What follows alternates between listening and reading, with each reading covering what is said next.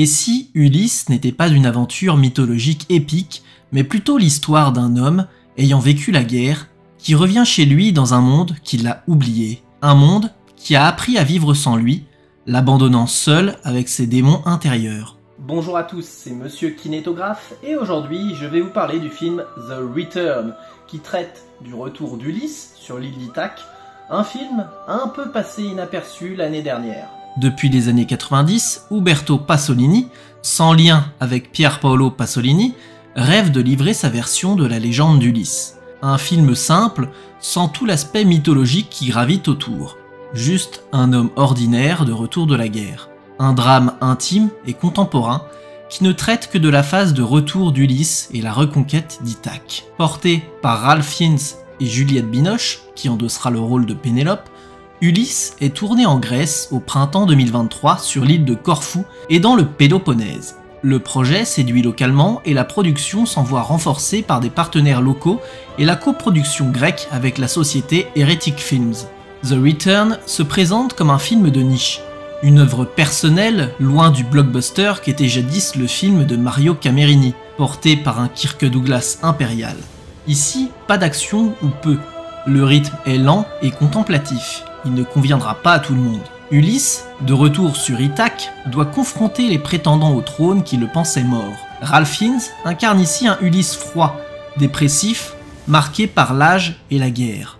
Il est sous-alimenté, squelettique, totalement opposé à l'imaginaire que l'on peut se faire du personnage.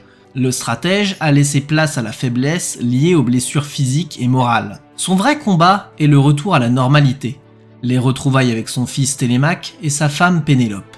Des proches qui ne reconnaissent pas leur roi et père de famille de retour du front. Un soldat anonyme dont aucun mythe, aucune légende ne viendra sublimer son combat. Lui-même n'est plus l'homme qui parlait jadis, il est un homme sans mots, traumatisé par la violence à laquelle il a dû faire face. L'univers est réaliste, excite les créatures mythologiques et les titans.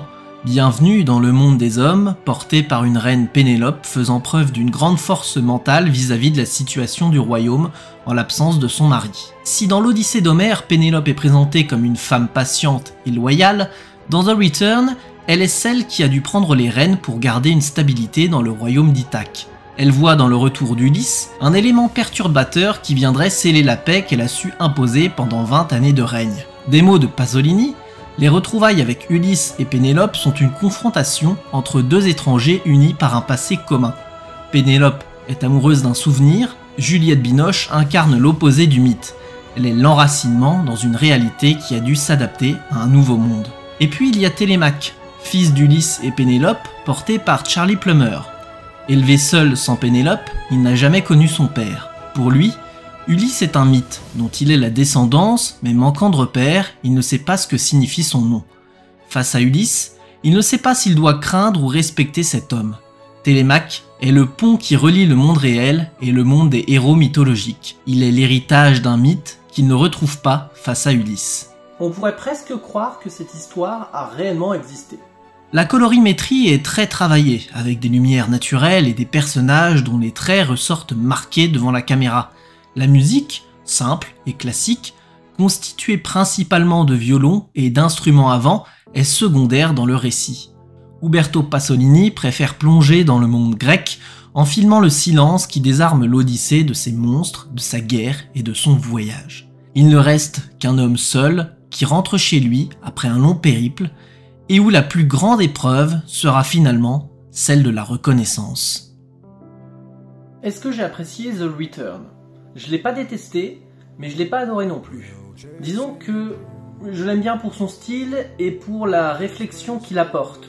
Par contre, je trouve dans le rythme que c'est un petit peu trop plat, ça manque de lyrisme et de péripéties. C'était Monsieur Kinétographe, mettez un pouce bleu si vous avez vu ce film, si vous l'avez apprécié ou tout simplement si vous aimez cette vidéo. Abonnez-vous pour soutenir la chaîne et en attendant, je vous dis à la prochaine.